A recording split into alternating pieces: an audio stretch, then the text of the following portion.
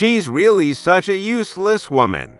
My hand froze as I was about to take a bite of my omelet when I overheard a conversation from the table behind me at a cafe. She has no clue I'm in love with you behind her back. It was my husband's voice. No way. Is this an affair? My heart started racing, and I felt dizzy. I could hear the laugh of a young woman mixed with my husband's mocking comments about me. Cold sweat started to run down my back, and I instinctively tried to get up from my seat. Or rather, about that thing. Oh, the plan, right? It's going smoothly, and Catherine doesn't even suspect a thing. It's all happening gradually and surely. Hearing my name from my husband's mouth made me swallow hard. I do feel a little bad about sacrificing someone who has nothing to do with this, but hey, it's all for our happiness, right? No other choice. Yeah, exactly. I feel bad for Catherine, but I can't waste time worrying about the sorrow of a discarded woman. Who cares what she loses, right? Sacrifice. What are they talking about? I discreetly placed my phone on the table and hit the record button. My name is Catherine. I'm a 30-year-old former nurse. After my mom passed away, I started working as an office worker in my hometown. I work remotely about half the week, living a full life between work and household chores. I've been married to my husband, David, for 5 years.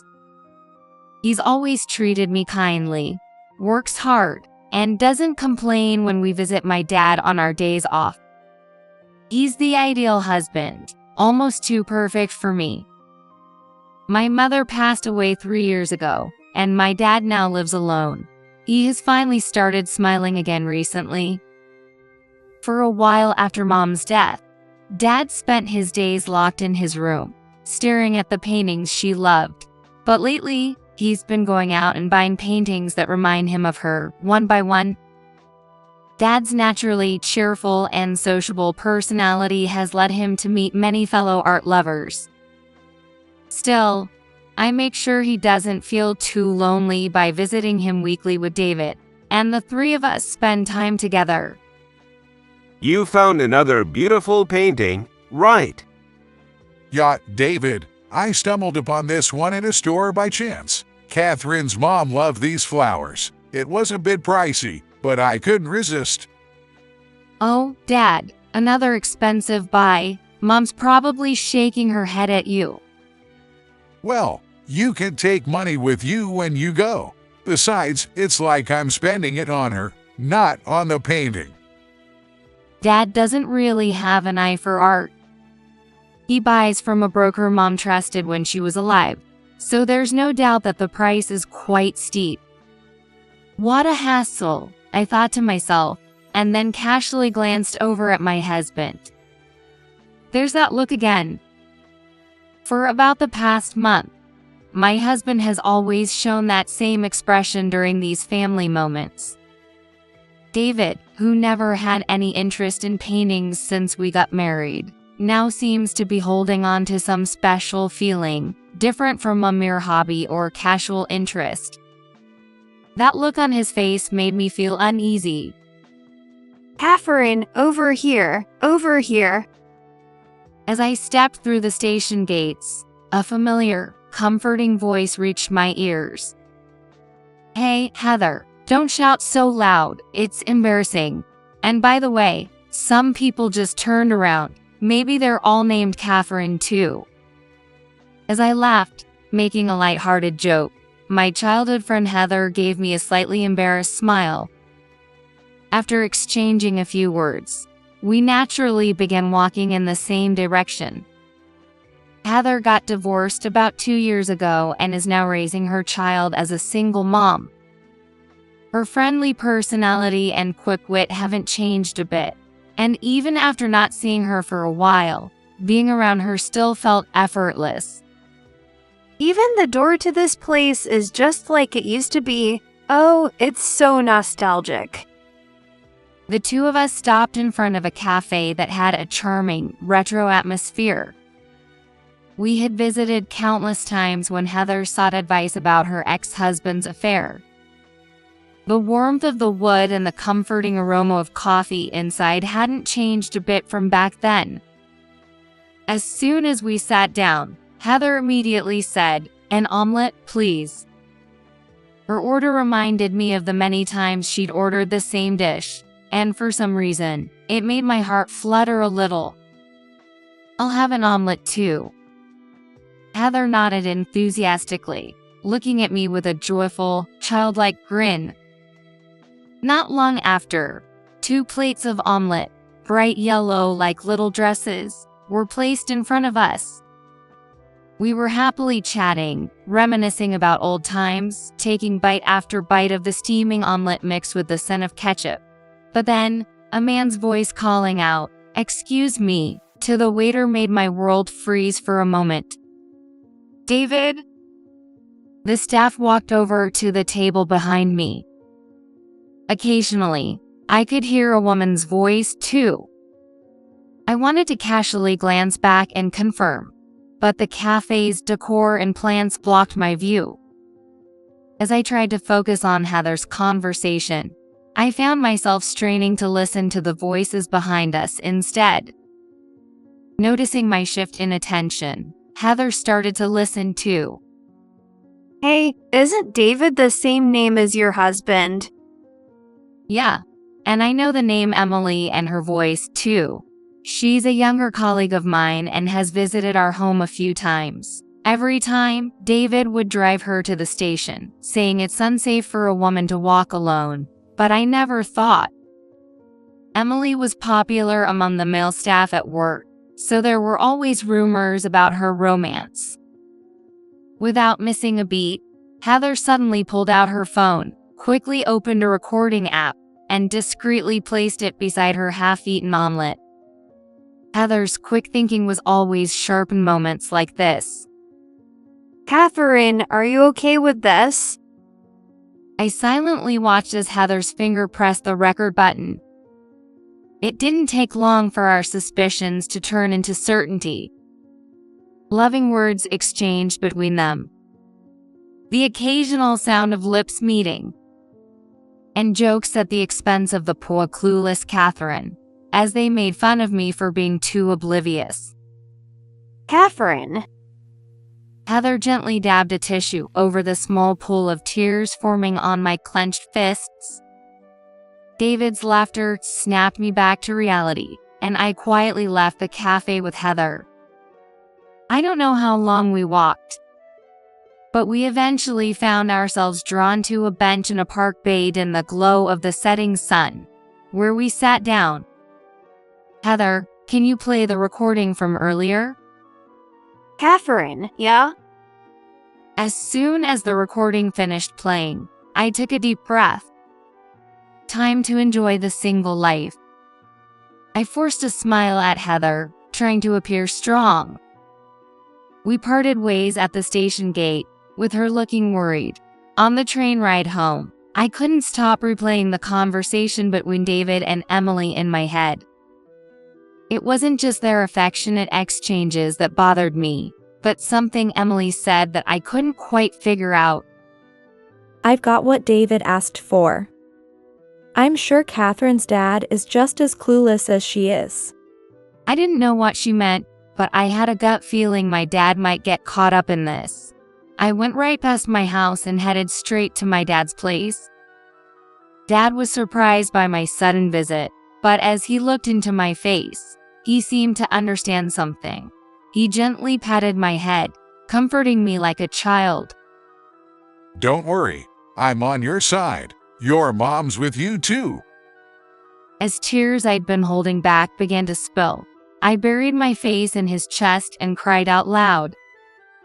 Once I calmed down, I told him everything that had happened that day, and what he revealed took me by surprise. For about a month now, David had been calling my dad directly. Most of the conversations were about the paintings Dad owned. David would ask things like, "How much are they actually worth?" Or do you know where I could buy a replica since the originals are too expensive? Apparently, the last time we visited together, while I stepped out of the room, David took the chance to ask about the prices of several paintings. Grabbing my phone, I decided to call Heather again, wanting to check the recording once more. Eek. As soon as I grabbed my phone, the ringtone echoed. The caller was Heather. Hello, Heather. Thanks for today. So, about that recording. Hey, your husband and that woman Emily might sell your dad's painting without permission. What are you talking about? Calm down and explain. After we parted at the station, Heather, thinking of me, went back to the cafe to try and talk to David. However, he was no longer there, and after searching the area, she spotted David near a gallery by the station, holding a painting and walking hand in hand with Emily. When she followed them, they went into a nearby burger shop and spent time together like a couple, just as they did earlier in the day. David apparently said this about the painting they had bought earlier. No one would think this is a fake. With what Emily prepared and everything, it'll be worth a few $1,000s. I'll switch all of them when I get the chance to visit the house again. Then we can sell them off and start our life together with the money. Heather recorded everything but was so stunned by what she heard that she couldn't act and broke down crying on the phone. Heather, don't cry. I'm just glad you weren't caught up in it. Thank you. David, I'll never forgive you. After ending the call with Heather, which felt like the final blow, I made up my mind. Hey, Dad. Later that night, David came home as if nothing had happened, carrying what he called materials for work next week. I began making his dinner with the biggest smile, saying, "Thanks for working so hard every day." Yes, I played a part of the butt of their jokes with all my might, just as David and Emily would want. Oh, by the way, David, my dad's friend is hosting an art exhibition, and I thought I'd tag along.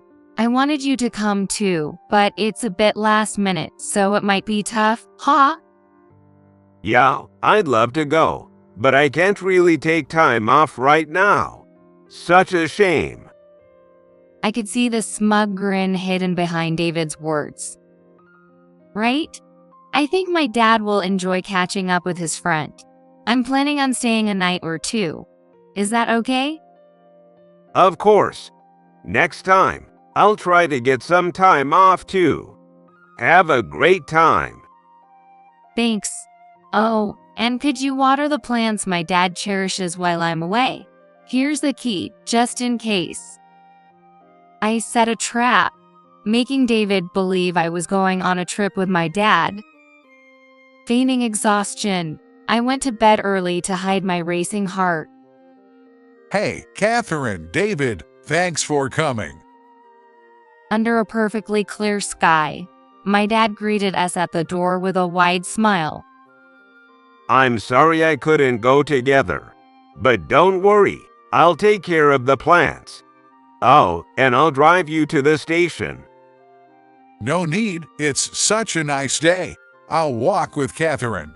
Do a great job at work. After exchanging a few cryptic words, I took my dad's hand and started walking toward the station. My feelings for David, our marriage up to this day. I took it all in slowly, savoring every thought. As we turned the corner, we discreetly watched David to see what he would do next. Once we were out of sight, he quickly made a phone call. I couldn't hear the conversation, but there it was, David's familiar smile. The same smile he used to give me when he whispered sweet things early in our marriage. The smile he showed only to me. After ending his call, David opened the trunk of his car and started taking something out. It's that painting. My father and I exchanged glances without saying a word. It's okay. We'll get the evidence.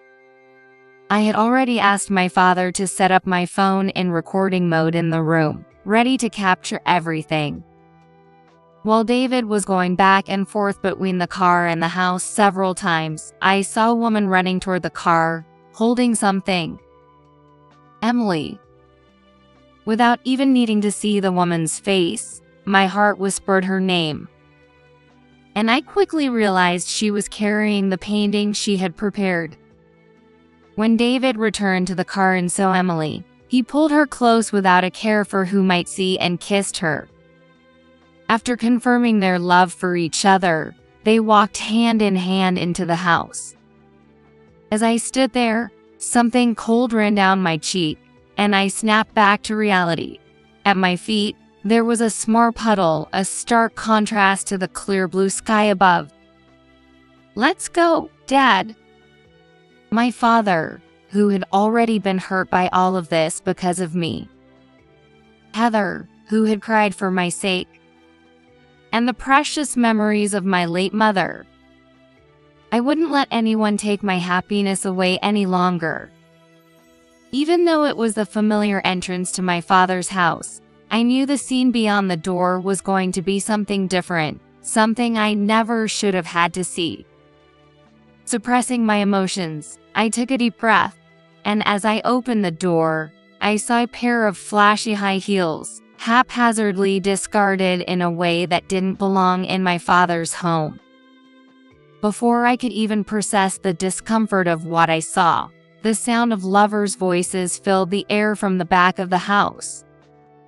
They were coming from the room where the paintings were kept. Understanding everything, I took out my phone and started recording. Oh my gosh. As soon as I opened the door to the room, Emily's piercing scream echoed through the house. Catherine, why? Though they had hastily covered themselves with a blanket, there was no mistaking the two naked figures that had been wrapped up in their illicit love. What the hell are you two doing? I wanted to run away from what was happening before my eyes. But that feeling quickly vanished, replaced by a wave of indescribable emotion that made me feel sick to my stomach. Catherine, don't worry. Everything's being recorded. When my father checked the phone we had hidden, there they were, David and Emily, smiling as they switched the paintings. Every word, every action, even their moment of passion, was recorded clearly. I know everything. I have all the evidence. I'll show this to my lawyer and both of your families. They tried to mutter some weak excuses, barely audible like the hum of mosquitoes, but I didn't pay any attention. I kept pointing the camera at David and Emily, recording everything.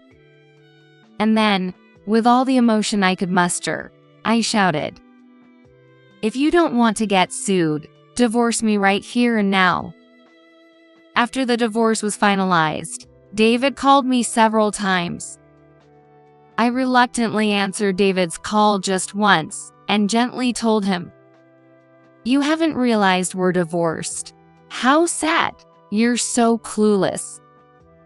Of course, I didn't show the recorded video to their parents as evidence, but I did report the entire situation. As for David and Emily, all the love they once had seemed to vanish, and they immediately started blaming each other, saying it's your fault, and no, it's yours. Then, Emily, in a hysterical rage, stormed into my father's house, yelling at the top of her lungs. The commotion was so intense that the neighbors gathered around, asking, "What's going on?" Embarrassed, Emily had no choice but to leave, having completely humiliated herself. Emily's fury didn't stop there. She stormed into David's office, shouting, "It's all David's fault that I'm in this mess." She caused such a scene that everyone got involved, and as a result, the entire office found out the real reason for our divorce. David was left to face daily scornful looks from his colleagues. I later found out that David and Emily had been counting on the money from selling the paintings. They had both been racking up debt and spending recklessly. In the end, they never got any money from the paintings, and they were left with mounting debt and alimony payments to me. Unable to handle it, the two of them quickly broke up and moved away, leaving behind their tarnished reputations. As for me, I decided to move in with my father to help with his health and take care of the paintings. Dad, you're grinning happily again, aren't you? His gaze was on the thank you letters from children and a painting of flowers, displayed alongside his most cherished artwork. After I moved in, my father decided to keep only a few of his most important paintings, giving the rest away to his friend. One of their destinations apparently was the hospital where I used to work.